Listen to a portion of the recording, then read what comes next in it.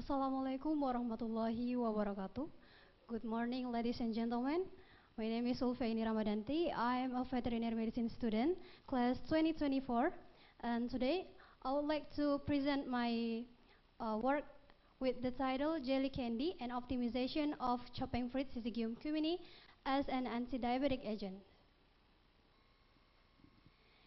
Indonesia has high biodiversity, but the utilization of local resources such as chopping fruit or Syzygium cumini remains limited. Chopping fruit Syzygium cumini, a fruit rich in anti-diabetic compounds but underutilized.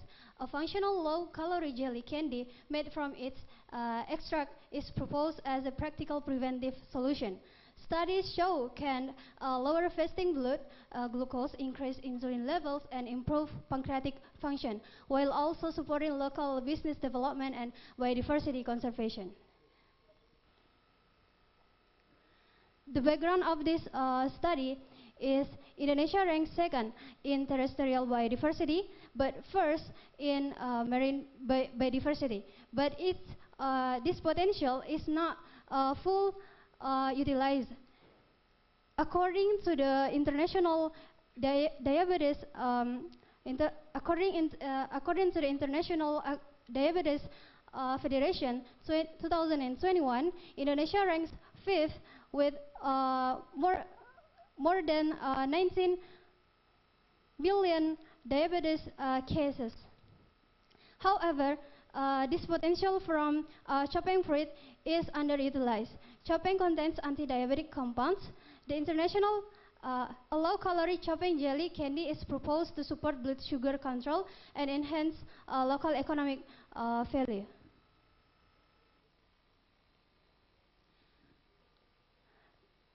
Based on this background, the problem's formulation, what are the content and benefit of chopping fruit, what potential does chopping fruit have as an anti-diabetic jelly candy, and what are the business opportunities of chopping fruit as an alternative economic product.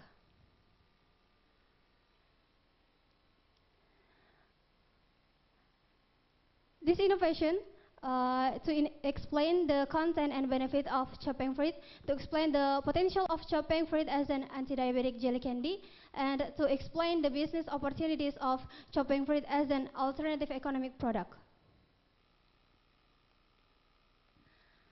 Description of these ideas is candy that helps lower blood sugar. Chopping contains flavonoid, polyphenol, alkaloid, and saponin, and that have low-calorie corn sugar and support chopping, reblending, and biodiversity conservation.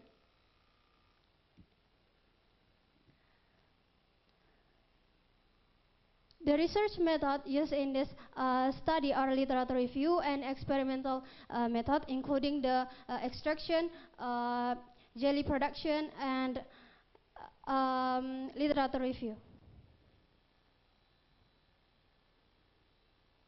Benefit from this innovation are to increase the market value of local commodities and create new business opportunities, to promote biodiversity conservation and educate the public. In conclusion, chopping fruit contains natural anti-diabetic compounds such as alkaloid and glycoside. Its innovative process into jelly candy through extraction and cooking technique to create a functional food product. With its unique taste and high market demand, this product has strong potential as a promising alternative economic community. That's all. Conclude my presentation. Thank you. Wassalamualaikum warahmatullahi wabarakatuh.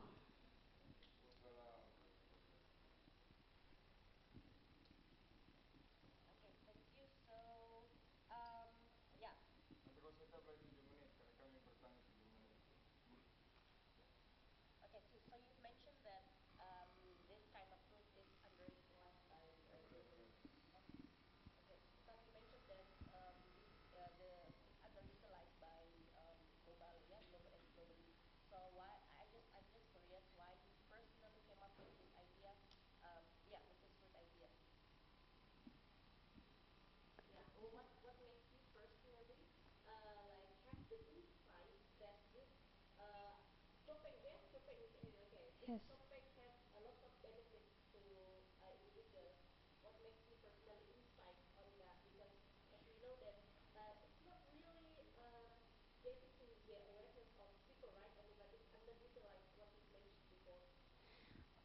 Maybe first of all, according to the International Diabetes Federation, that Indonesia in fifth globally ranking with more than 19 million diabetics uh, cases, and chopeng contains flavonoid, polyphenol, alkaloid, saponin that can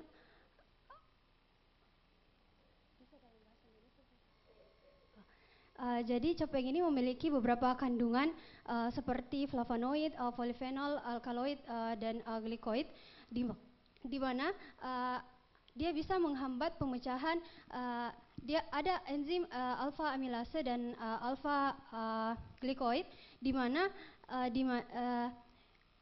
kandungan flavonoid dan polyphenol tadi ini bisa menghambat pemecahan karbohidrat dari enzim ini menjadi glukosa.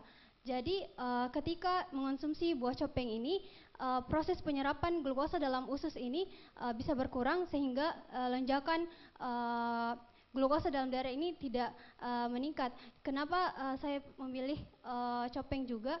Karena beberapa literatur yang saya peroleh dan baca itu copeng memiliki populasi yang cukup banyak di daerah Sulawesi, dan mungkin kenapa dijadikan sebagai permen karena rasanya yang sepat, yang tidak selalu manis. Ini yang ingin saya ubah perspektif masyarakat kalau misalnya buah ini juga bisa diubah menjadi sesuatu yang bisa diterima oleh semua halayak, hayalak, tidak hanya untuk orang tua saja ataupun pengidap diabetes. Saya berusaha semaksimal mungkin agar bisa diterima juga untuk anak-anak, makanya diolah menjadi permen jelly, Kak.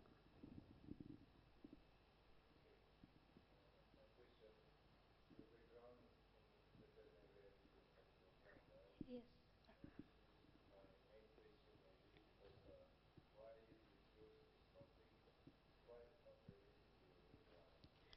Uh, di sini saya juga meng-highlight penyakit diabetes mellitus, di mana juga tidak hanya menyerang, tidak hanya bisa terjadi pada manusia, tetapi juga terjadi di hewan, khususnya seperti hewan-hewan peliharaan seperti kucing dan juga anjing. Dan beberapa literatur, namun saya tidak cantumkan di atas itu, Prof.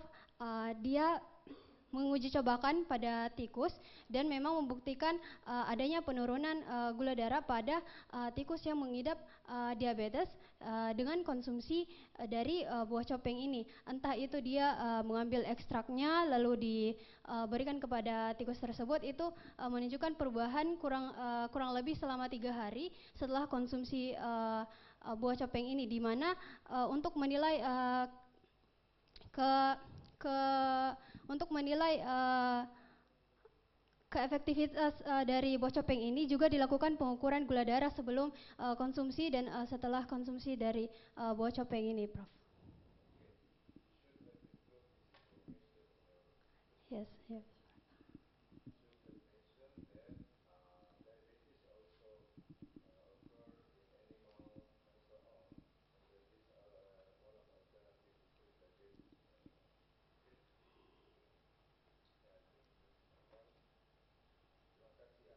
Ya, terima kasih, Prof.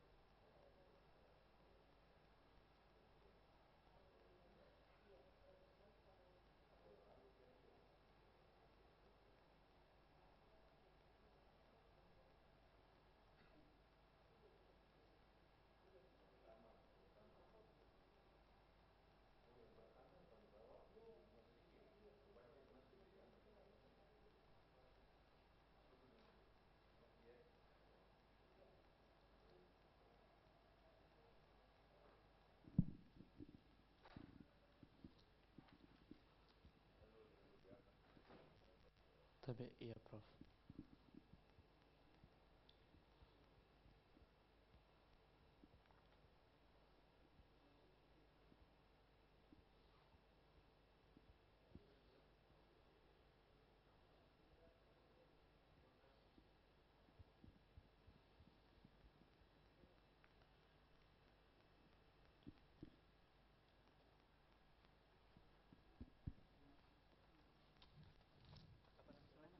Yang facial yang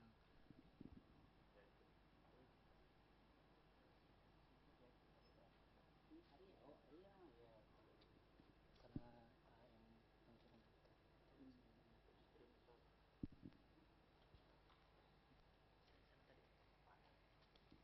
Kau lihat ada timernya di situ lah.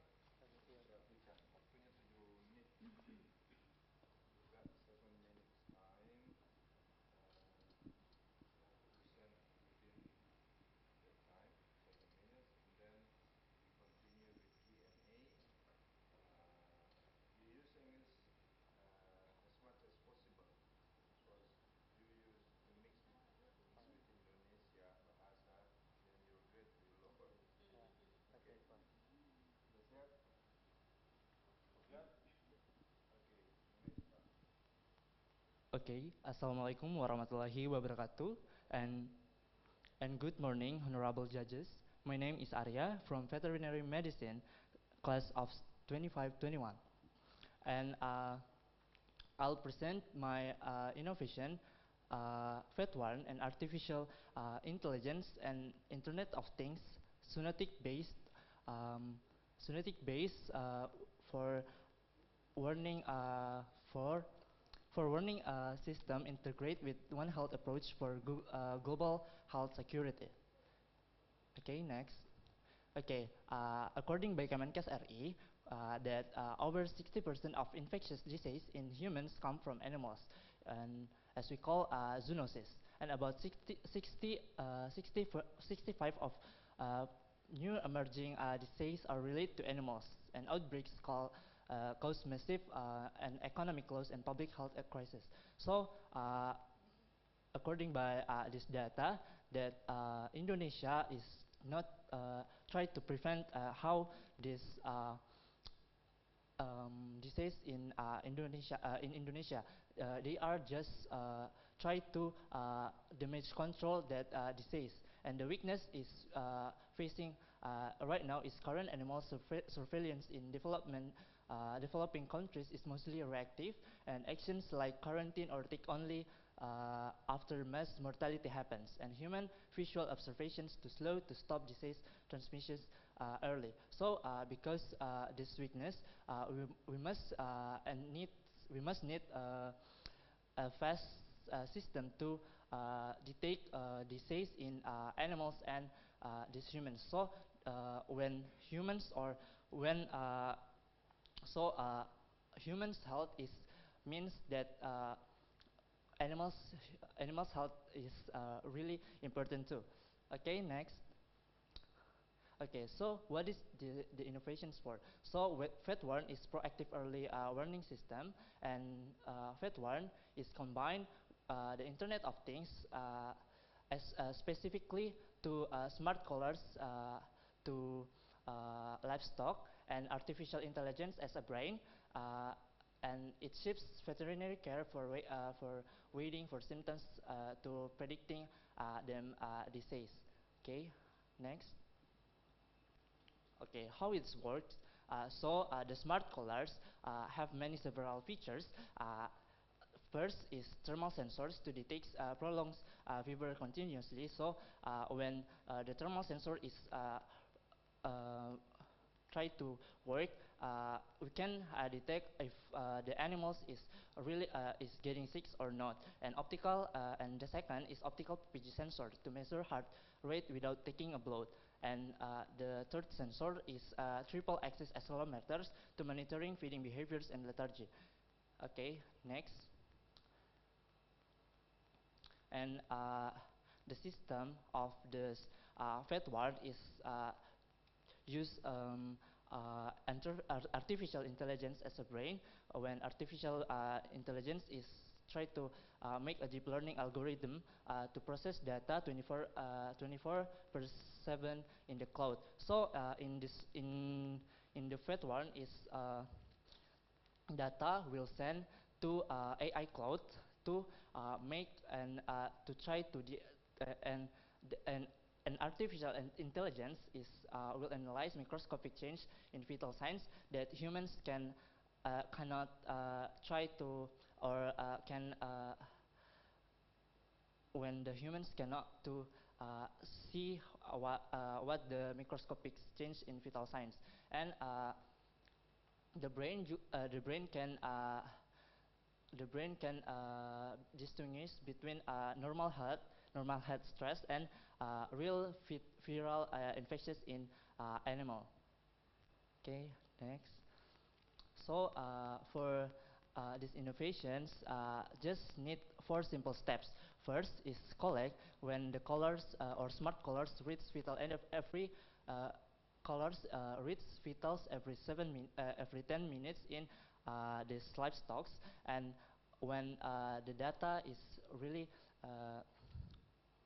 when the data is ready to sense is the data is the data can will sense by via low power wireless networks and analyzed by brain, and the third steps is analyze, and the AI can detect the hidden patterns, and the fourth steps is alert. So when the analysis data um, analysis data so alert, then sends mobile warnings to pets and farmers. Okay, next. And integration. So the first one automatically reports critical data to the national zoonosis system or SAIS 2.0, and triggers rapid cross-ministerial biosecurity response and protects both animal welfare and human public health. Okay, next. And the fifth one will try to smart outcomes. The first specific. FedWarm will remote and continuous health tracking, and the second measurable. So the FedWarm can predict disease 48 until 72 hours earlier with the accuracy is 60%. And the third is acceptable. So the fifth one is ready easy to use applications interface for local farmers. This fifth one is uh, um, have application to farmers, and the fourth is realistic. How we built this fat one in using low cost and open source sensors components, and five is time bound when outbreak mortality by 30% in years one. Okay, next. So the third one is perfectly aligns with sustainable development goals, achieve SDG 3 or good health and well-being, and SDG 9 for innovations. So a true implementation of the fourth industrial revolutions in veterinary medicines. Okay, next. Okay, this is my present to um, innovations, and thank you. Okay, thank you. Arya, I think it's a really interesting idea, yeah. It's quite similar to watch, yeah, like Apple Watch in human, yeah, kind of similar, but it's for animals. I'm curious about how many percent do you think the feasibility of this idea? Like, is it already applicable maybe in some countries, or is it pure just yeah 100% idea without maybe like further iteration on the technological side? So yeah, how many percent do you think this idea will work in real world? Okay, according by data when I and literature when I yang saya baca itu saya menunjukkan bahwa memang penggunaan dari bahan-bahan seperti sensor, thermal sensor dan juga terkait triple axis accelerometer itu sudah memang banyak digunakan dan juga memang untuk yang bahan-bahannya itu sudah banyak dan juga bisa dibilang sudah tidak langka dan saya rasa bahwa di literatur yang saya baca itu memang sudah banyak sekali yang menggunakan, namun dalam benda atau juga dalam luaran yang berbeda seperti itu, Ibu. Iya, karena yang satu keunikan Indonesia bingung. Because I was I was also thinking about like how could they distinguish between the heat of stress because is it either because of stress but or is it because of bacteria or virus or something else? So I mean like you can this technology can distinguish between both. Is it already happened? Like I mean, like, or it's just yeah, the idea. Because that's the point that I think it's really very sophisticated. Yeah. Oke, saya rasa untuk pembentukan dan juga bagaimana dia bisa bagaimana FET1 ini itu dapat bekerja untuk membedakan keduanya itu saya rasa bahwa memang fokusnya di sini itu bukan pada bagaimana kita bisa membedakannya, Ibu, tapi bagaimana kita dapat mencegah terjadinya disease ini. Jadi nantinya itu FET1-nya itu akan bekerja untuk menganalisis dan melihat apakah misalnya kenaikan suhu dan juga perubahan perilaku itu bisa bekerja dan bisa kita lihat untuk kita buatkan alarm. Jadi nantinya alarm yang akan dikirimkan itu adalah alarm bahwa itu adalah bisa menjadi tanda-tanda bahwa adanya disease itu seperti itu, Ibu. Jadi dia lebih ke fokus bagaimana nantinya FET1 ini itu akan bekerja untuk melihat ya simptom yang ada di disease ini seperti itu.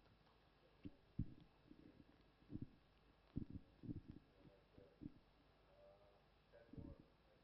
I think this is a really good idea that, as Ibu Dia already asked, whether this is your idea, not yet implementation approach. It's already implemented. I didn't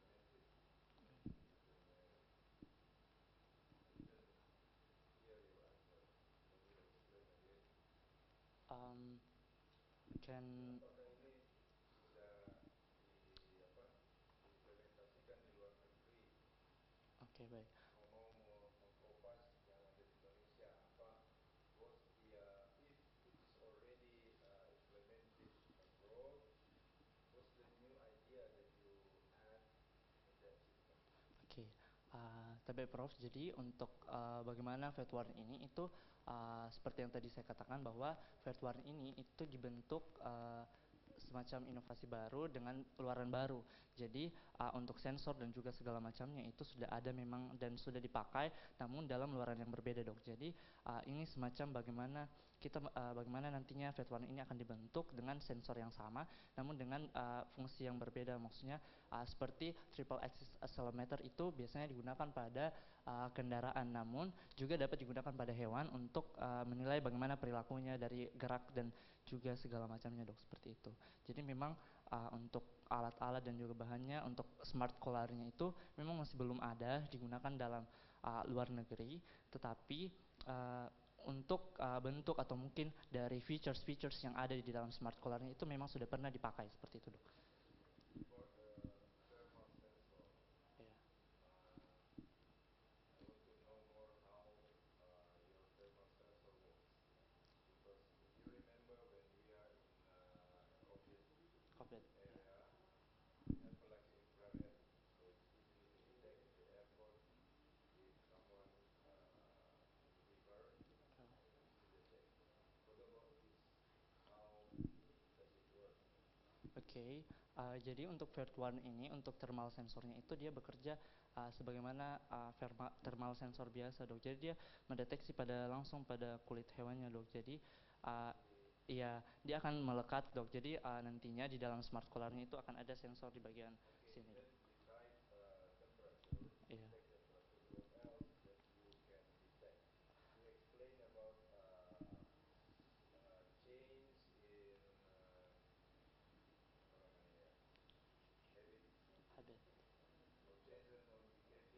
behavior.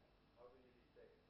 Okay, in several features, there are three triple axis accelerometer. The triple axis accelerometer is can detect how the behavior in animals, because pada sensor ini itu dia mendeteksi bagaimana pergerakan dari hewannya, dok. Jadi nanti One device one device detect temperature, heart rate, can detect behavior, activity, and heart rate. And heart rate, dok. Yeah, heart rate. so you put in which part of the animal? In the fat one is smart color, dog. I think it's a necklace. Yes, yeah, What necklace. kind of animal? Big animals or any kind of animals? Okay, smart color is digunakan untuk pada hewan livestock, dok, atau hewan ternak, karena memang biasanya hewan ternak itu menjadi salah satu tempat penularan penyakit zoonosis terbesar, dok, dibandingkan hewan-hewan lainnya. Okay, thank you, dok. Oh ya, okay, thank you, Prof.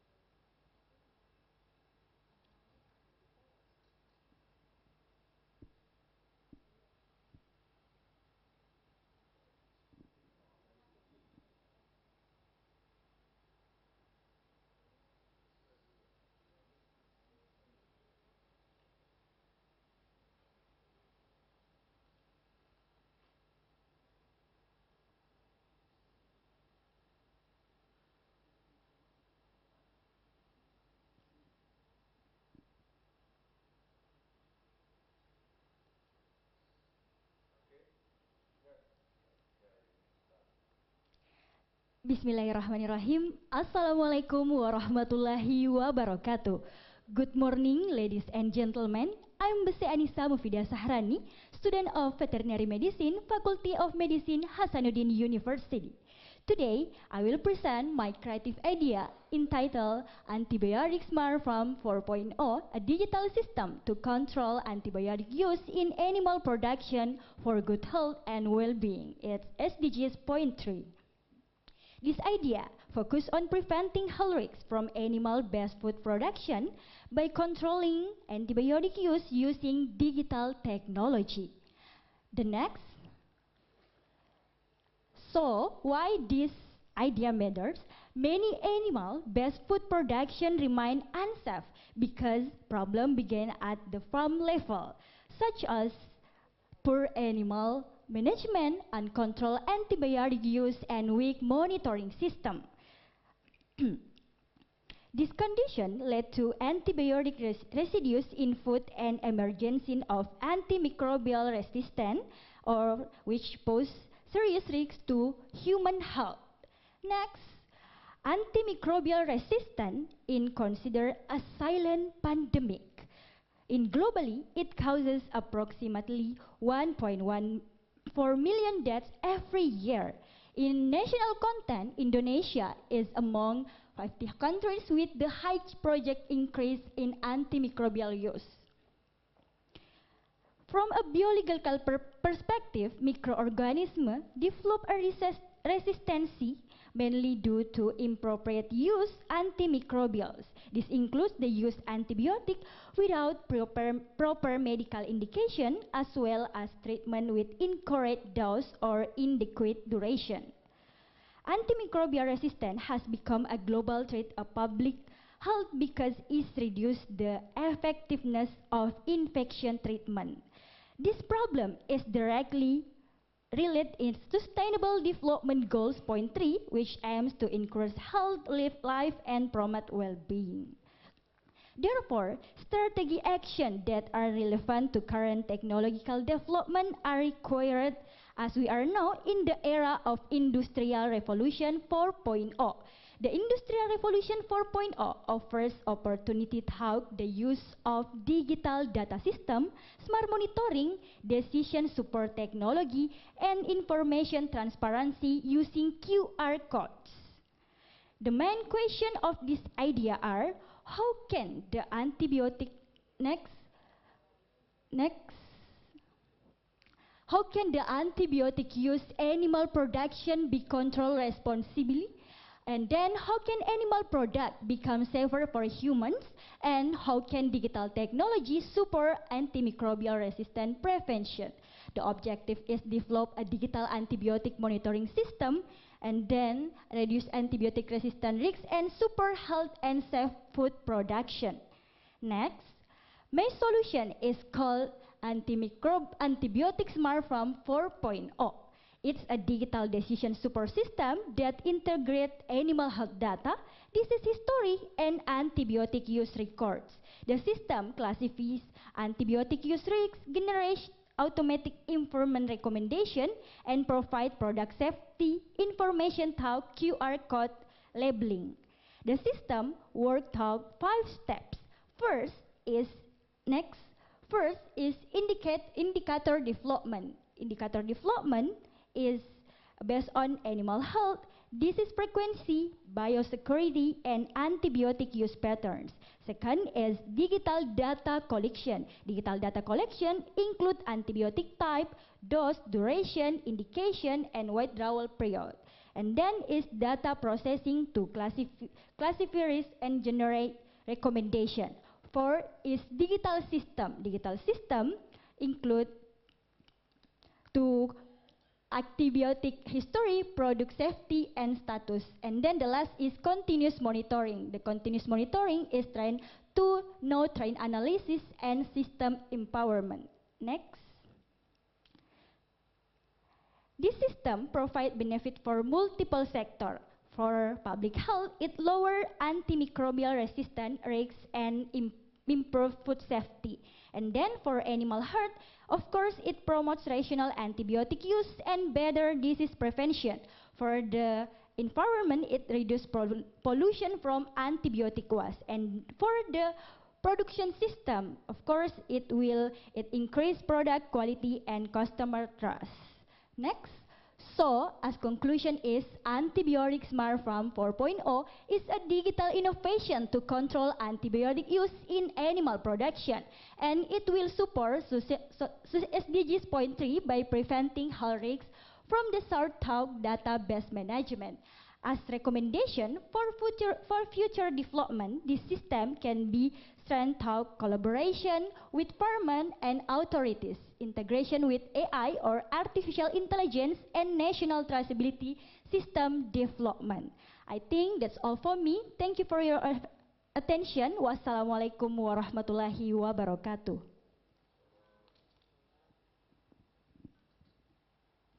Okay. So I would like I still don't get the form of this thing. Is it like a product or is it like a service? I still don't get the form. Can you please explain? Okay, from this innovation, it will be like a website, and we can improve to be application that we can access from farmer and others like that. Okay. Isn't there any website that also explain about this AMR? Oh yeah, what do you think the uniqueness of this website that we're going to build? As long I search in internet, there is website to like antibiotic, but not to include like what I innovate. Like in my idea, it's uh, from collection data, and then the output is like recommendation or QR code labeling, and in QR code labeling we can know, or others can know, this product is safety or not from antibiotic resistant like that. Can you please like explain like the spec by spec? I still don't get like is it just like ordinary website like we just read the information or is it like ChatGPT that we write down some question and then they answer? I still don't get yeah the spec of this website. Okay, in a website, when we access, we can get information product by product. And when we click one product, there is will QR code. The order will scan that QR code. So di dalamnya itu akan ada list-list. There is a list where's product safety or not, and then there is history or of the animal from the penggunaan antibiotik like that. So, for example, like, is it specifically like a farm that, like, this farm is not really reliable because they produce lots of animals with something? Is it like that, or like cow is a little bit dangerous to consume because they have less high antibiotic resistance? Is it something like that, or? I, It's will be like the we will be like connect with all farmers like that, so that information animal from that farmers include in this website like that. Hi, Ibu Dian. I'm also still so confused. I see the objective, develop a digital antibiotic monitoring system. Okay. And then to reduce antibiotic resistance risk, support healthy and safe food production. But the problem is how the system works.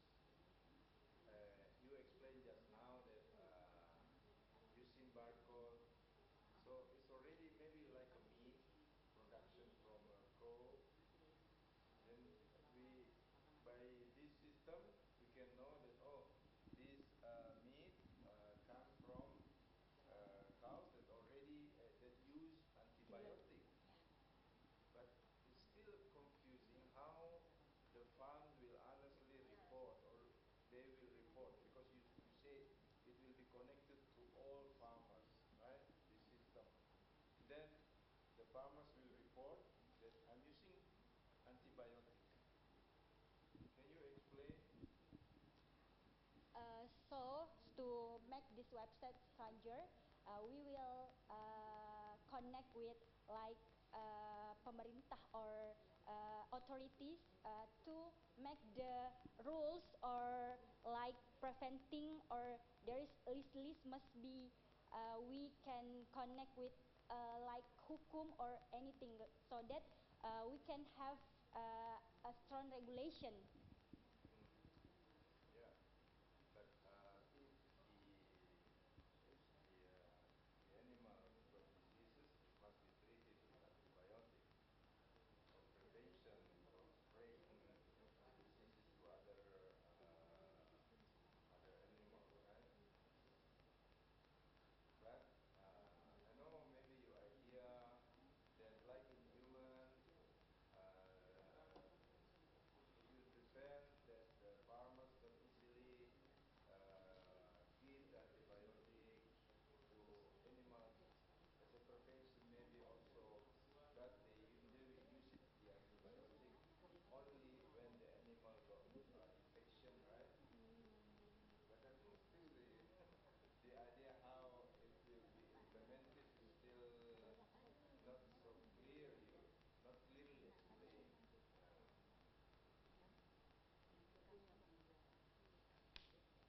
Yeah, I think this is you are talking about how because of course the government or the authority, the one who will run the system to control the antibiotic use among the farmers, right? Then you have to explain how this system will work.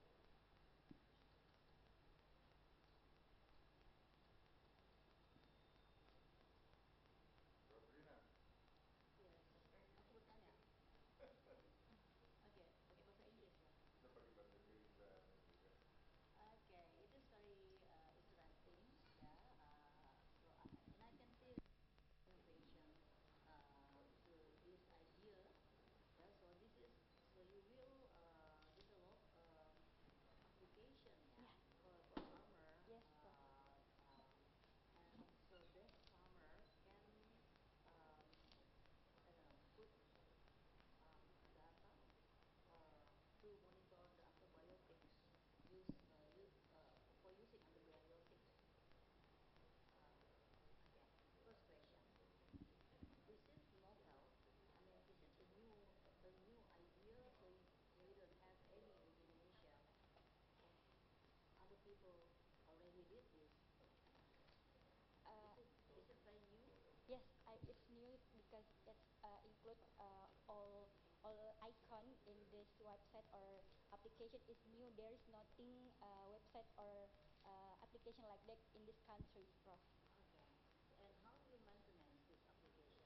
Because you first you will socialize, you will tell the farmer that oh you have this application and you can use it like this, like this. But how do you monitor that they will use this application? Okay, to implement this application, we will collaborate with our sector like government, veterinary medicine, farmer, and customer, so that the information of this website or application can know to all people that have this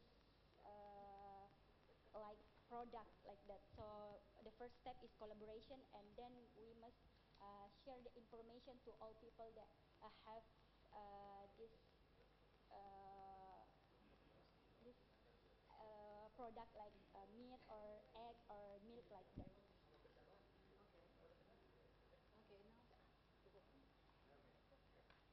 Terima kasih deh. Terima kasih, Prof.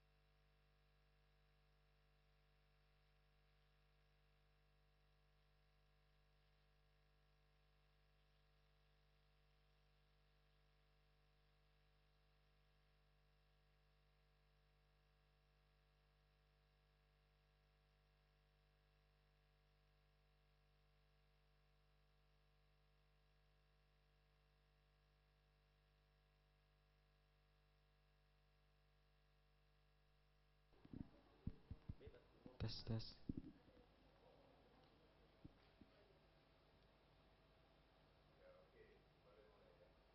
Oke, bismillahirrahmanirrahim. Assalamualaikum warahmatullahi wabarakatuh. First of all, my name is Muhammad Aksa Sharif. I am from Veterinary Medicine, Faculty of Medicine. And today I will like to present about my creative idea entitled Living Vaccine Farms, Plant-Based Edible Vaccination as a Breakthrough Strategy to Prevent Zoonotic Disease in Livestock Animals. Next.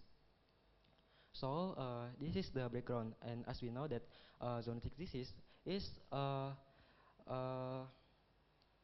remain one of the most serious global uh, health challenge, and more than 60% of human infectious disease originate from animals, and around 75% of emerging infectious disease are zoonotic. And example, avian influenza, rabies, and then brucellosis. So this challenge in livestock vaccination is high vaccination production cost, and the second is cold chain requirement, and the last is limited access for small scale for farmers. And this is threaten not only public health but also animal livestock, and then food security. Next. So what is the problem formulation? The first is how can plant-based vaccines be developed for livestock immunization? The second is how can living vaccine farms improve zoonotic disease prevention? And the last is what are the impacts of edible vaccine and on animal health and food security? So the objective is to examine plant-based vaccine as an innovation in livestock immunization, and the second is to develop an implementation strategy for living vaccine farms in modern livestock system, and the last is to analyze the potential of edible vaccine in preventing zoonotic disease and strengthening food security. Next. And what is living vaccine farms? So, living vaccine farms is an innovative concept integrating plant biotechnology and animal health system to prevent zoonotic disease. And the core concept is feed crops like corn, soybean, alfalfa are genetically engineered to produce pathogen-specific antigens, and then livestock or animal consume the plant as a feed, and then antigens stimulated the immune system and generate protective immunity. So the key innovation is vaccination occurs naturally through feed consumption and no injection vaccine, and then scalable through agricultural production system. Next. So this is the methodology. The first is pathogen antigen identification. Next is plant gen plant genetic engineering, and the third is vaccine plant production, and the fourth is functional feed formulation. Next is immune response evaluation, and the last is continuous monitoring and data analysis. Next. So what is the benefit of this idea? The first is from health perspective. The first, improve the prevention of zoonotic disease in livestock and reduce the risk of disease transmission from animal to humans. The second is economic perspective, reduce vaccine production and distribution costs, making vaccination program more accessible to small and medium scale farmers. And the third is environmental perspective, uh, improve the efficiency of sustainable livestock production. And the last is social benefit, is enhance farmer welfare through increased livestock productivity. Next. So what is the conclusion? Jadi the conclusion is living vaccine farms utilize genetically engineered plants to produce edible vaccine for livestock, and this idea strongly support the sustainable sustainable development goals number 2, number 3, and 12. So the recommendation is conduct the first conduct further research and antigen effectiveness and biosafety. The second is develop regulatory framework for transgenic plants, and the last is strengthen collaboration between researchers, government, and industry to enable larger scale implementation. Okay, that's all for me. Thank you.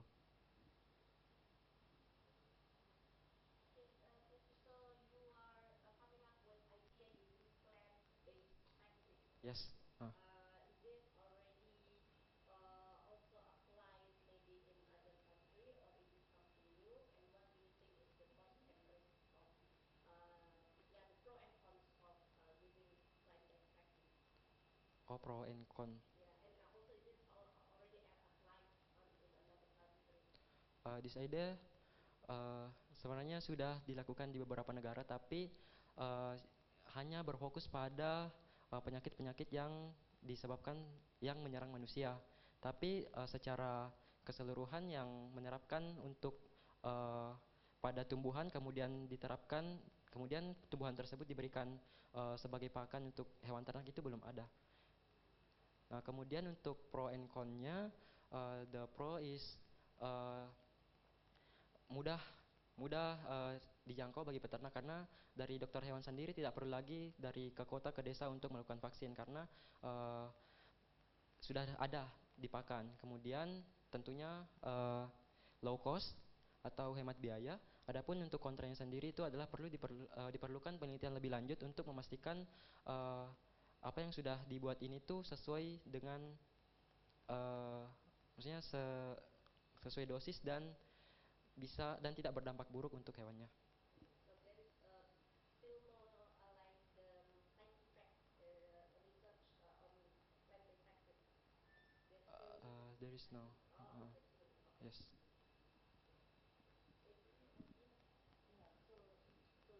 Yeah, so you make a vaccine, yeah, Yes. with genetic engineering vaccine. Yes.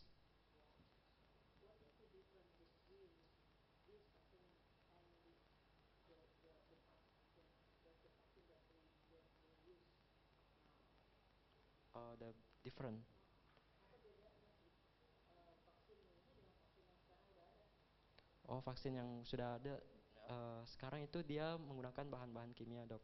Sedangkan untuk uh, yang ide saya ini tuh dia menggunakan antigen dari patogen kemudian ini kan ke tanaman. Jadi uh, apa ya? Jadi dia lebih bersifat alami, Dok. Biasanya lebih berfokus ke tanaman-tanaman yang menjadi pakan ternak seperti bungkil jagung, bungkil kedelai, jagung dan alfalfa. Okay, so this is oral, yeah? Yes. Vaksinasi by oral, yeah? Yes. Okay, so and how can you measure that the doses of this oral?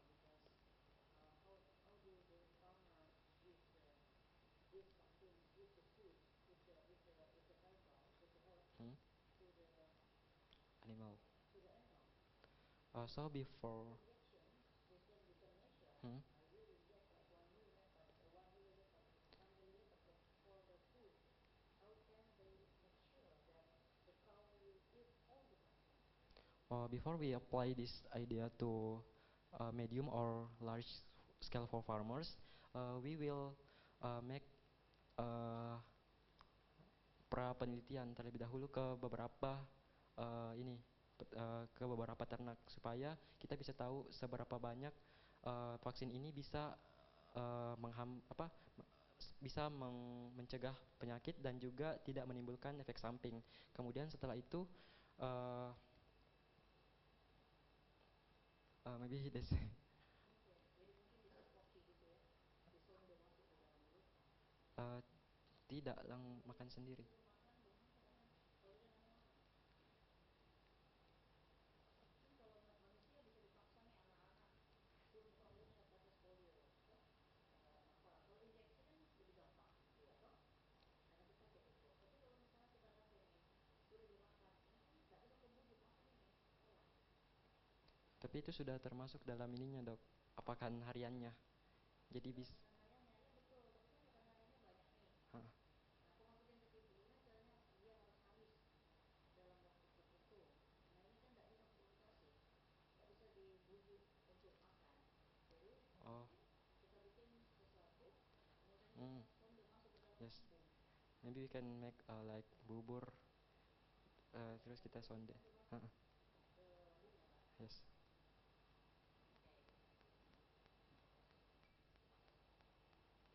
Oke. Ya, ya, tadi saya sambil baca ini ya, vaksin dari tanaman, dia adalah tanaman yang diengineer supaya dia bisa memproduksi antigen. Nanti makanan itu buah misalnya dimakan, nanti mengandung antigen, nanti akan memproduksi antigen itu lewat dalam tubuh. Tapi itu harus tahu apa-apa kekurangannya, keberhasilannya dan lain sebagainya, dan juga bahayanya.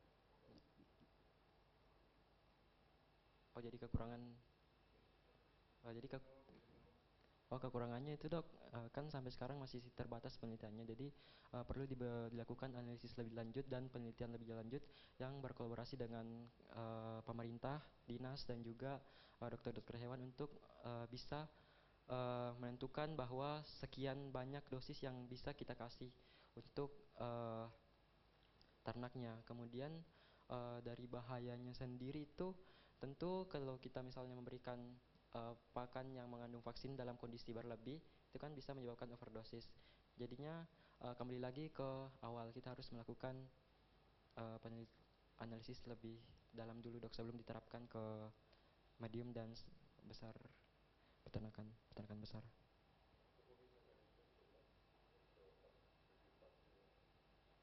Contohnya, jadi untuk step pertama tadi itu kan yang saya bilang kita contoh yang sudah ada.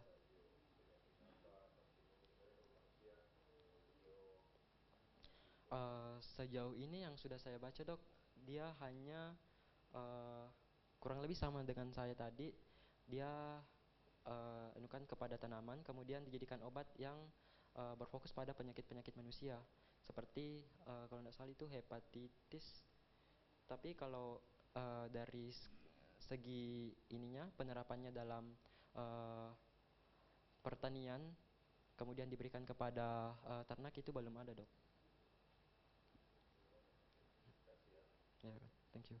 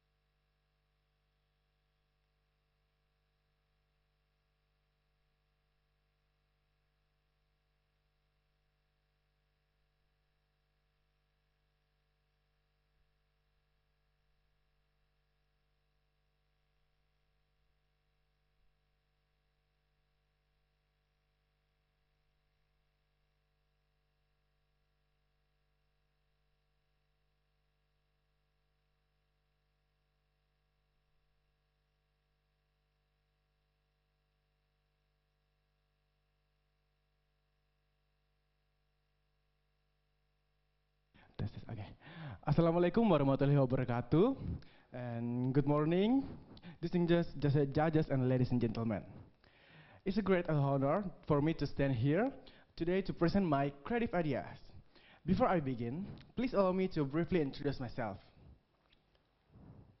Next slide, please. Okay. So, my name is Juman Rinaldi Lolongan, and you may call me Aldi. I was born on February 24, 2006, and I am currently 20 years old this year. I am a student of Faculty of Medicine, majoring in psychology at Hasanuddin University. As a psychology student, please go back. Okay.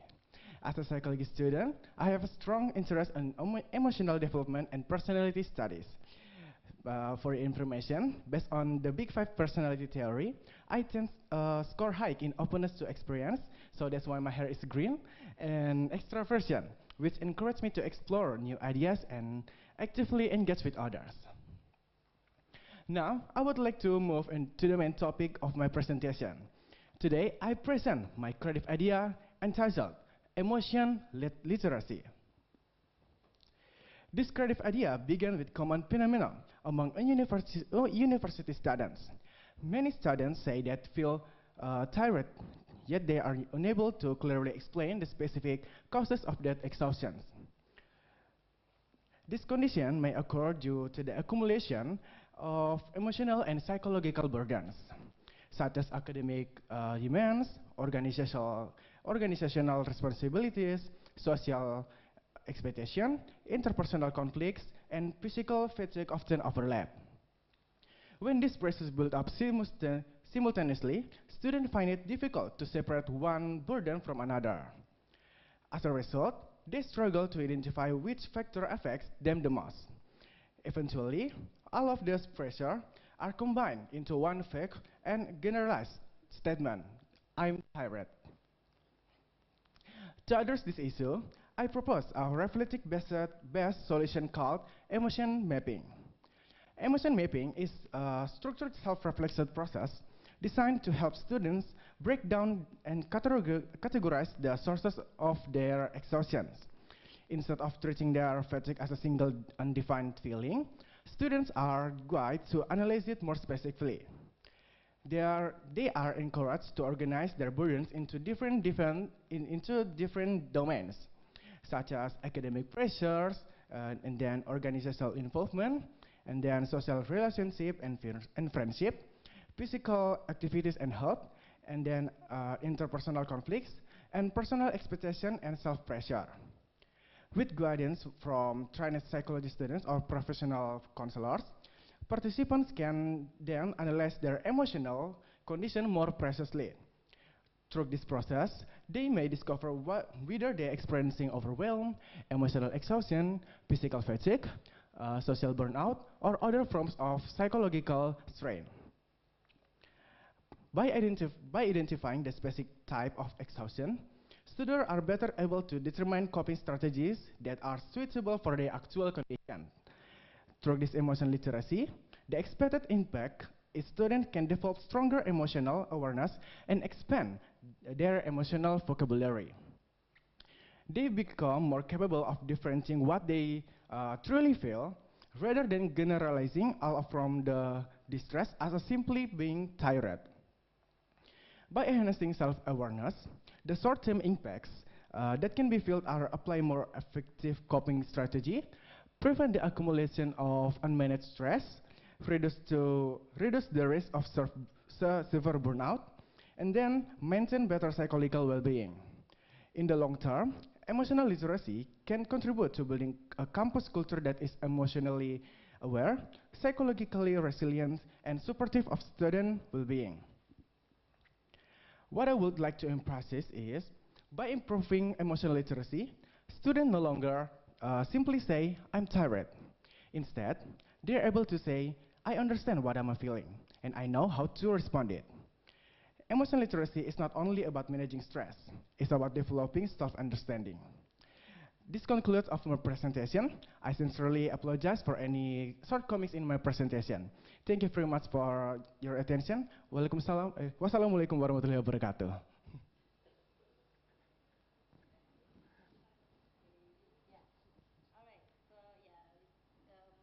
so it's quite important, how we can map our emotions well.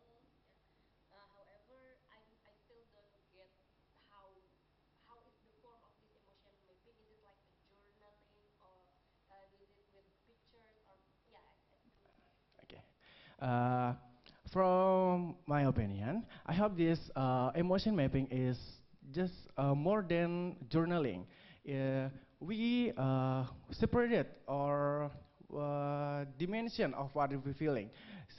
Just like I said before, like academic pressure, they can be listened what they feeling about academics. So just like so many of tasks from college or something like that. And then there is organizational involvement, just like what they feeling about the organization is there are so much demands from their leader to do something, or then there are domains for social relationship. They can list their feelings about what friendship they feel like, just like if is they're still having a friend, just like, or they have a problem with other friends, something like that. And then there is physical activities. It's include what they feeling about their physique, just like are they tired for doing homework that sampai begadang just like that or another. And then there is interpersonal conflict, and then personal expectation and self-perception. The difference is with journaling is we have to differentiate or exhaust it into some domains, so we can find what the coping strategy is better into the every domains. That's it. So we know, yeah, there are lots of like feelings journaling sold in the form of, yeah, maybe you can find in like feeling, but there are lots of things like that. Have you ever used one of that? One of this my emotion mapping. Oh. Yeah, Uh, the yes, on third semester, I feel so much pressure, and I just like this. I've been topic because there's so much kegiatan I included, just like kegiatan UKM. Kemudian there is so much tugas akhir di psikologi, and then there's I join lomba di Jakarta, and after that I feel so exhausted, and one of my friend is do something like this. He explain it. He question me, bertanya begitu kayak, what's your academic pressure, what's your organizational involvement.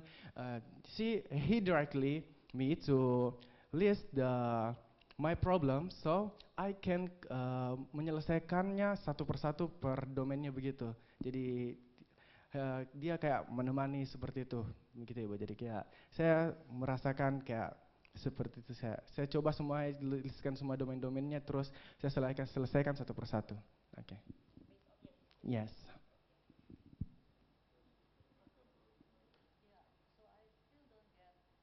That what are you going to do? I mean, this is not for you, yeah. This is for your sample or your community. So you will encourage people, your friend, for example, to do the list of what their emotion, Yes. Yeah. and also the list of what is their activity, the physical activity, and what is their relationship, for example. Yeah. First, how many people that you will do, that you will apply this program? Okay.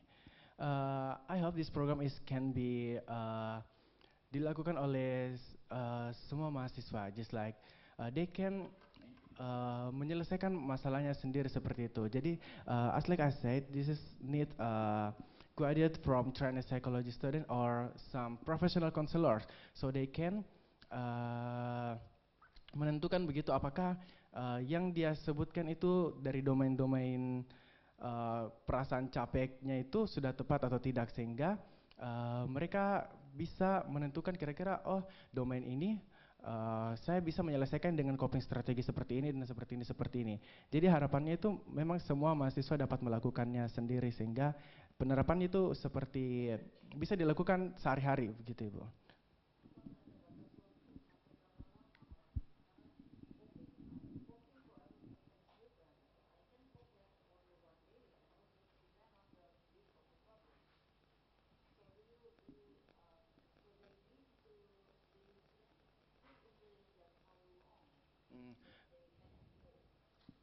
Okay.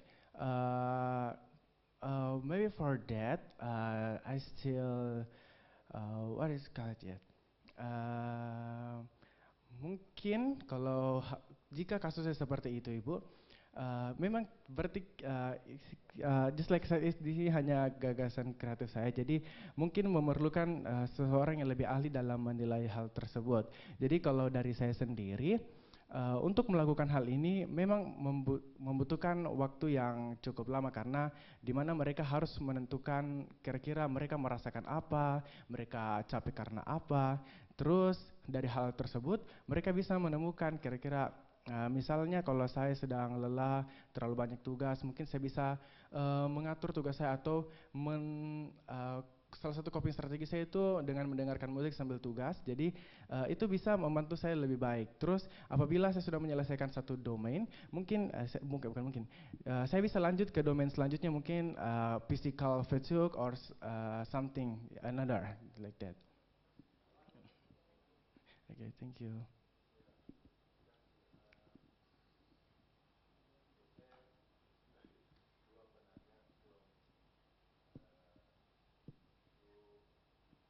All that already asked you, I'm slowly understand what your point.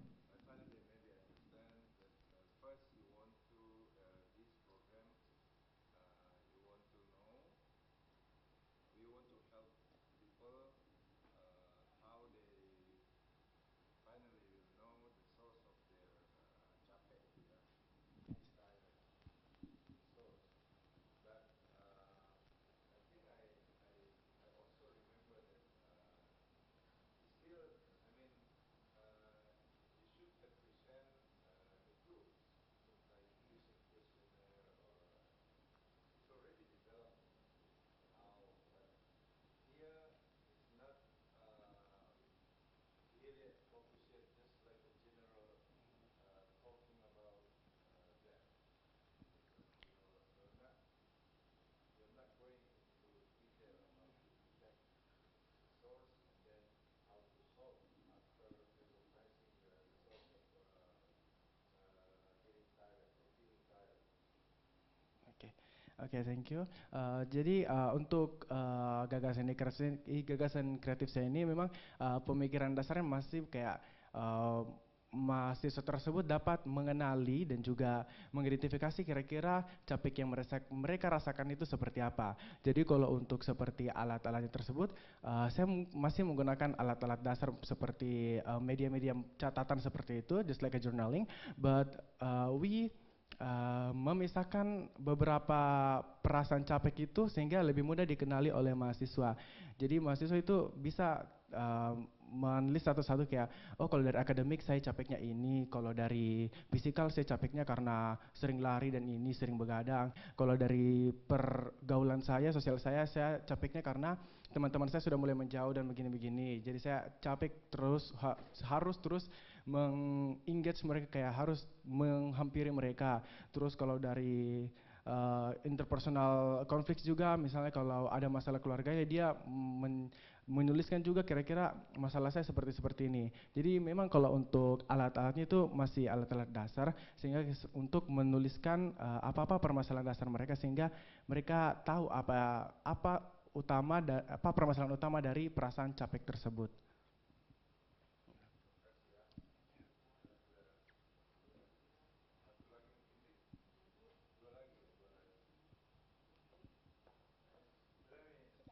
Okay, thank you very much.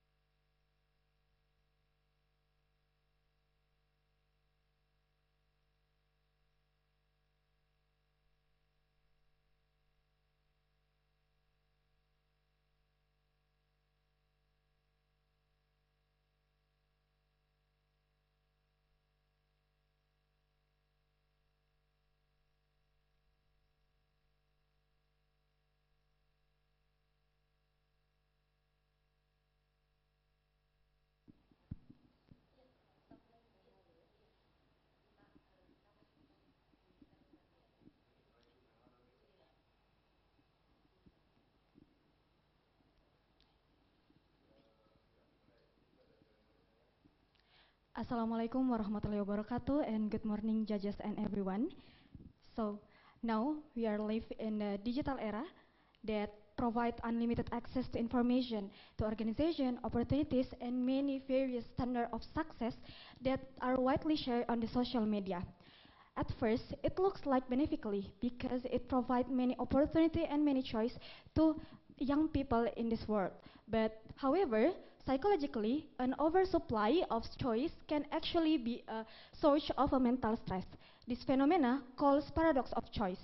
Paradox of choice is a situation that explains that the more available, the more likely individuals are to feel anxious, to feel confused, and doubtful and regretful after making a decision.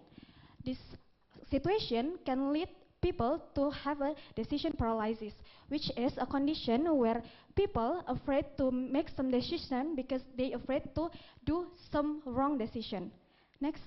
So, as a early adulthood, university students are in the phase of searching for identity and life direction. They faces many questions, which means like, is this major sweets on me? What career should I do? Or am I falling behind my friends? And many more. This pressure often leads to a condition known as a quarter life crisis. Quarter life crisis characterized by feelings of uncertainty, anxious for the future, comparing oneself to others, and feeling doubt about one's own ability. This problem makes some university student feel decrease their motivation, their academic motivation, because someone can feel overthinking and do some procrastination just because of this. So this problem is not just about low motivation, but it is about a person's psychological ability to deal with uncertainty and the many complex choices in their life. Therefore, university student need psychological skills that help them to stay adaptive, flexible, and emotionally stable. So by this problem, I am Azizah Ainul Mujahida Amri, a student from Hasanuddin University, majoring psychology from Faculty of Medicine, present for you, next, a psychological resilience module to overcome a quarter life crisis among university students in the era of the paradox of choice. Next. This module is designed as a space for reflection as well as a psychological skill training. Module is not help you to know this is a right choice, this is a wrong choice, but to help you build the mental capacity to face uncertainty, manage self-doubt, and make a decision that align with your personal values. This module will help you to learn and understand the dynamic of quarter life crisis and recognize the psychological impact of having too many choices and develop resilience as a foundation for facing the future. The main goal is not to make you a best decision maker, but to help you next become strong enough to grow from every choice that you face in every day. So, for make this the solution step that I do first, of course, do a neat assignment for make a module related and switch with the problem of university student, and then after that, based on the result, I make a session structure that materials are developed using a cognitive behavior and resilience approach, and after that we implement the module that deliver in the 3 until 4 weeks. That approaches is participatory and reflective, so students not only receive information but also actively build their own personal insight. Next. So for the SMART analysis, this project is specific to develop and implement an intervention module based on psychological resilience for a student university age 18 until 25 years. The target is not only about the mental health, but also for focus on resilience, quarter life crisis, and decision paralysis caused by too many choices. And it's measurable by pre-test and post-test and quantitative and qualitative indicators that at least there are 20% participant increase in resilience scores and at least 15% decrease in decision paralysis and 70% of participants show improvement of self-efficacy. And it's really achievable. Why? Because the module is based on cognitive behavioral and resilience training approaches that have been proven effective. And it does not require many special facilities and can help by online and offline situation. Next. And it's relevant because now there is a high academic and social pressure that make a student overexposed to career choices and success standard that make the overthinking and burnout case is increased. And more than that, it's relevant to the SDGs number 3, which is a good health and well-being, because it impacted to to university student well-being and impacted to the SDGs number 8, which is economic growth, because it helps students to have their own career path. Next, for the time bound, oh no, mundur. Okay, so for the time bound, the program timeline is in 1 month, and after doing main activity, we do evaluation to examine the sustainability of the intervention effect. Next. And for the impact, the implementation of this module expected to create a gradual impact on students. For a short term, we hope that students will better understand about their psychological condition, and for the medium term, we hope they may show less procrastination, stronger academic consistency, and do many productivity and positive activity. And for the long term, I hope the modules support healthier career transition, reduce early burnout risk, and help develop a more resilient and emotionally mature generation. So, to ensure the effectiveness, of course, several risks must be anticipated. For example, how about the low participation? The low participation can be addressed by framing the module as a career readiness training and make the module related for them, make the module interesting and eye-catching for them, so they want to try it. And for many more, we can do a hybrid format and digital development, so it can address research limitation. So maybe that's all. Thank you so much for your attention. I'm Aziza Ainul Mujahida Amri. Thank you very much. Assalamualaikum warahmatullahi wabarakatuh, and good morning.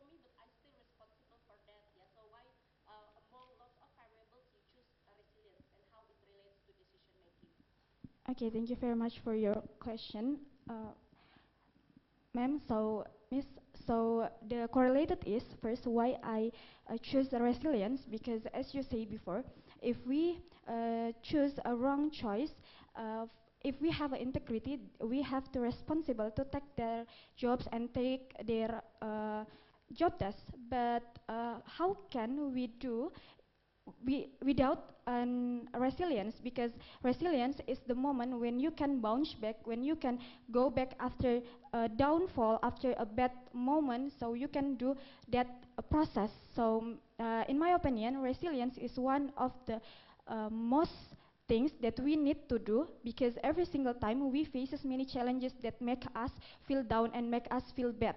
So about the correlation from the resilience with the making decision, I ever explained before that in our model we we teach the participant, we ask the participant to do some reflection, so they can ask about their personal values and ask about their, yes, to build their personal values. So the decision is not only the decision, they don't take the decision only because of their one need or their interesting for, but with much considerate that they relating to their personal values. So, and personal values that I want to develop by this module is resilience. So I hope they can have the values of resilience to help them to make a decision, and if they already take the decision, they can be responsible to their decision. Thank you so much. Is it?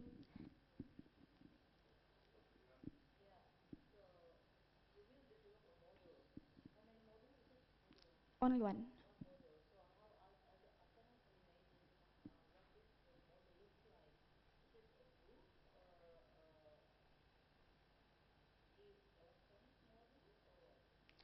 It's a book, but it can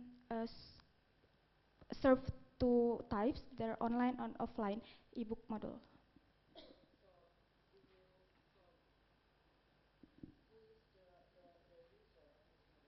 The university student age 18 until 25 years.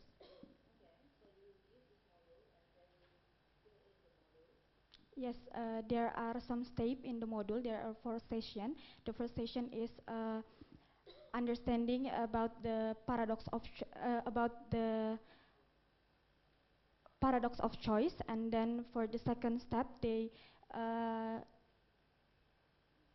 okay, for the first step, they analyze and understanding about the paradox of choice, and the second one, they understanding about the personal values and things that they can get, and for the three session, they will develop their own path and own choose on yeah, own path of their target or goals, and the next step is evaluation. They evaluate every single activity that they ever do in this module.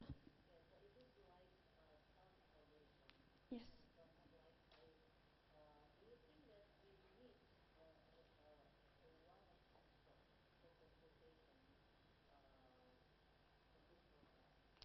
So for the developing the program, of course, I need to discuss with expert to have clear information about the module. And after that, in the end of a module, there are some contact person that I have contacted before that they want to be able to join some collaboration with us. So if our participant get confused about the module, they can discuss with us, and we can help them to discuss with expert.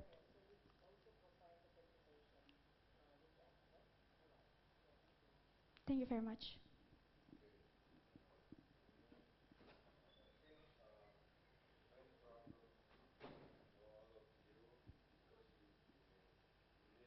all of you, because you didn't give an example of what the models looks like, and the part, each part of the model, each section of the model, and also I'm thinking that when we, because you explain about it seems that you will, the one who participate will attend a class, or can they do one by one only? It's still not clear about the model. I'm expecting actually, because now we are we now develop like a module that can be accessed by people one by one. No need to, you don't have a time maybe attend a class about explanation about the module.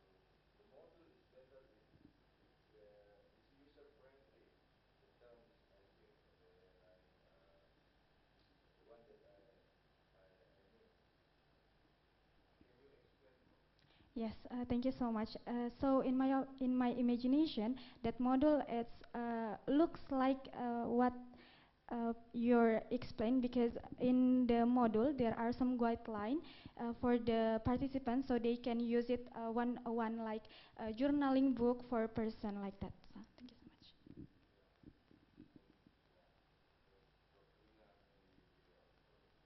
when we expect because now we are in the era of digitalization, so all should be digital, yeah. No need to make in hand. Thank you. Thank you very much.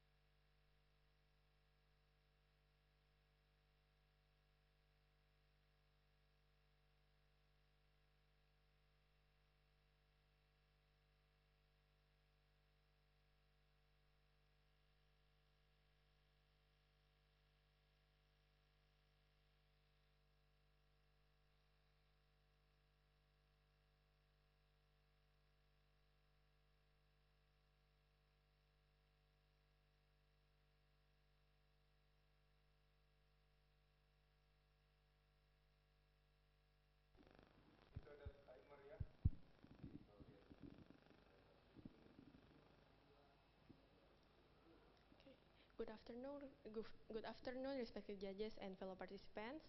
First of all, let me introduce myself. My name is Felicia Virginia Tios with student number C011231115. In this opportunity, I will present my creative idea, Vital Bridge, an AA Power Pre-Hospital Emergency Response Platform. Next. So from the studies, we can see that pre-hospital care plays a critical role in determining patient outcomes before reaching a healthcare facility. Next. Moreover, an early and appropriate interventions can reduce mortality and disability caused by trauma or other emergencies. Next. However, in real-life scenarios, there are several limitations, such as limited healthcare personnel, communication barriers, and high-pressure situations that can hinder proper interventions. Next. And in many emergency situations, there are no healthcare professionals present. And according to Undang-Undang Republik Indonesia Number 36 and Kitab Undang-Undang Hukum Pidana, lay people have a duty to provide first aid in emergency situations, but their skills and knowledge may not always meet medical standards, which can affect the quality and safety of pre-hospital interventions.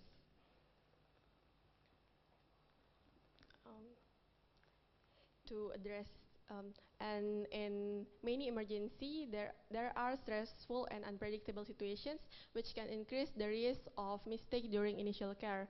And according to the reason, we need a real-time guidance and clear instructions based on skill, which are very important to make sure that the interventions are done correctly and safely. Next. To address this challenge, I developed Vital Bridge, an innovative digital platform designed to enhance pre-hospital emergency response through the integrations of artificial intelligence or AI. The platform serves as a real-time decision support system for both healthcare professionals and lay responders, guiding them step by step through critical intervention during pre-hospital emergency situations. This Vital Bridge not only enhances early emergency care and reduce mortality, but also fosters innovations in health technology through AI and ensures an equitable access to pre-hospital guidance, reducing gaps for people far from hospital. This idea also contributing in Sustainable Development Goals point 3, 9, and 10. Next.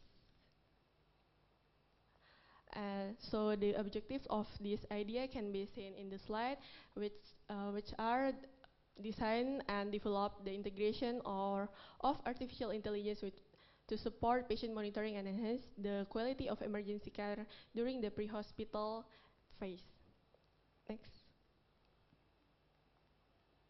Next, let me briefly explain how Vital Bridge is developed and tested. So first, we do a conceptual research and design about the application framework and about the pre-hospital emergency care. Then we do a system design and prototype design. We also do a database development. We collect data about hospital, ambulance, instructional videos, etc. Then we do a technology development and system integration with AI. Then we do a system and pilot testing before wide-scale launch of the application. Next. Now let me introduce the key features of Vital Bridge. The first one, the Vital Bridge can identify verification and competency-based access. This application ensures only qualified users can access the advanced guidance. So the lay responders have restricted access to prevent inappropriate actions, which can maintaining safety and compliance. Next. The second one, this application have a structured algorithmic guidance, which contains video modules covering essential pre-hospital actions, including the primary surveys, CPR, basic trauma management, such as initial stabilization, etc. The access only available based on the competency of the users. Next. The third one is AI emergency assistance, which provide a real-time adaptive guidance that responds to voice commands or action confirmations, which can guiding users step by step according to standard emergency protocols. Next. The next one is the emergency navigation and communication system. So this application also can connect users to nearby ambulance and healthcare facilities, and also providing location and estimated arrival times to speed up the referrals. Next. The next one is the pre-hospital data handover system. So in this application, the responder can collect the data from the patient, which can do automatically or manual recording. Then the data will be transmitted to the healthcare facility, and when the healthcare facility has confirmed that the data has received, the data will be automatic. The data will be deleted from the responder device. Next. The development plan following this long-term development plan. In first and second years, we will do introduction and pilot phase. Then in third and fourth year, we will do application expansion and also the stakeholder outreach. Then in 5 and above year, we will do a nationwide rollout, system integration, and also the continuous improvements of the application. Next. I think that's all from me. Thank you for your attention.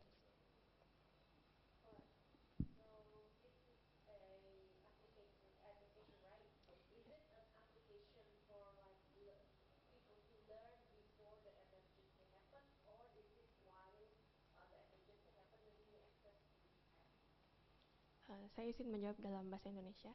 Jadi aplikasi ini dapat digunakan untuk kedua situasi tersebut. Jadi dapat digunakan pada saat pembelajaran sebelum terjun langsung ke lapangan, dan juga dapat digunakan saat langsung terjun ke lapangan. Tadi di application features-nya itu ada AI emergency assistant. Nah, di AI emergency assistant itu bisa provide a real-time communication between the helper and the AI. Jadi the AI-nya akan berikan panduan apa saja yang harus penolong itu lakukan bergantung dari kondisi di lapangan.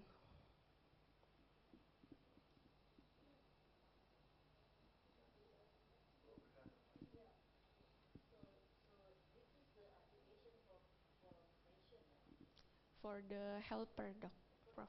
Yeah.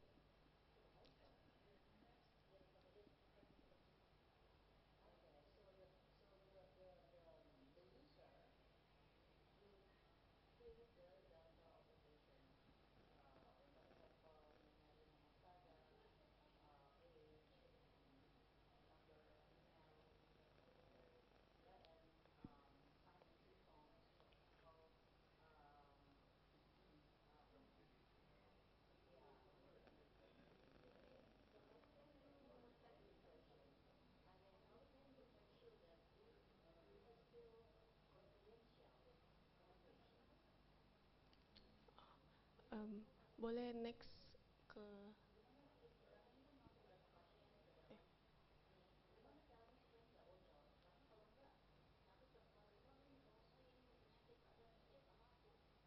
boleh next slide. Next lagi. Next. Jadi di pre-hospital data handover systemnya itu ketika kan nanti datanya akan di handover ke rumah sakit. Nah, ketika fasilitas kesehatan terdekat atau rumah sakit terdekat tersebut telah menerima data yang berasal dari the helper, dan nanti datanya akan secara otomatis terhapus dari aplikasi helpernya.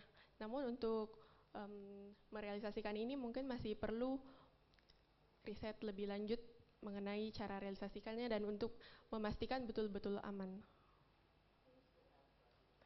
The helper bisa dari orang awam dan bisa juga dari tenaga kesehatan. Namun untuk penggunaan aplikasinya itu nanti di pendaftaran akan, kalau misalnya helpernya itu adalah tenaga kesehatan, akan diminta semacam bukti-bukti untuk membuktikan, karena nanti di penggunaan aplikasinya itu akan ada batasan tergantung dari kompetensi penolongnya. Jadi kalau orang awam hanya dibatasi untuk kompetensi orang awam, dan dokter umum juga akan dibatasi seperti itu, dan begitu pula untuk tenaga kesehatan yang lainnya.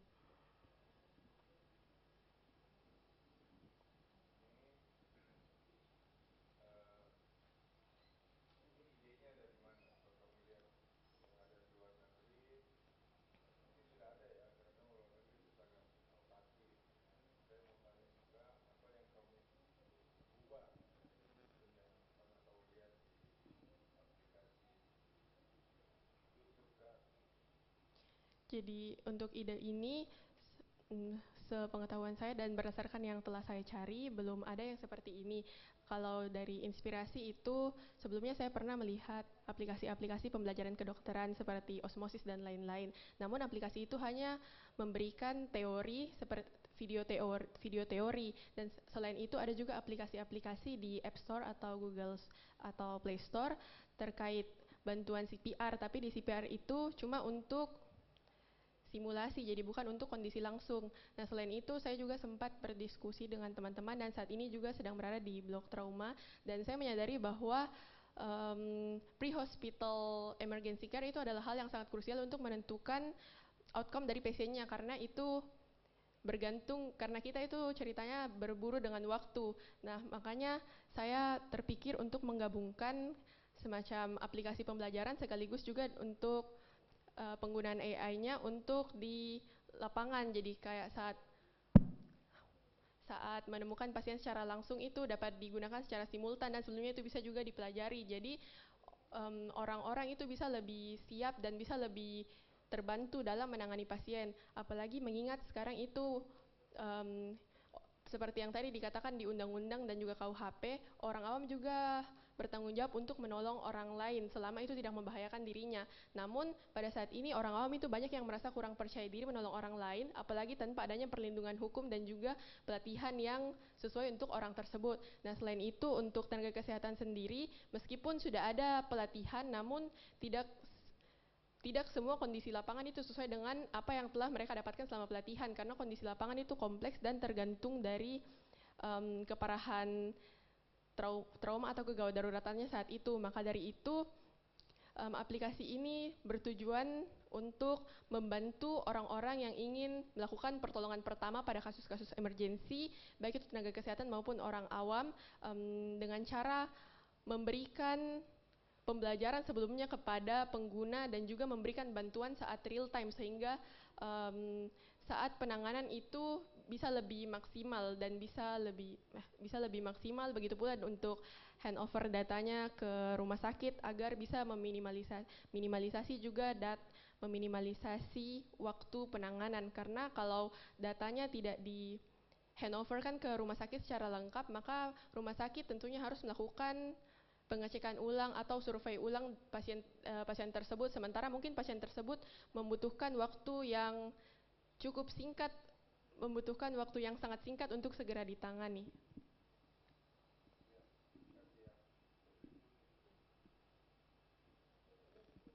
Terima kasih Prof, terima kasih Ibu.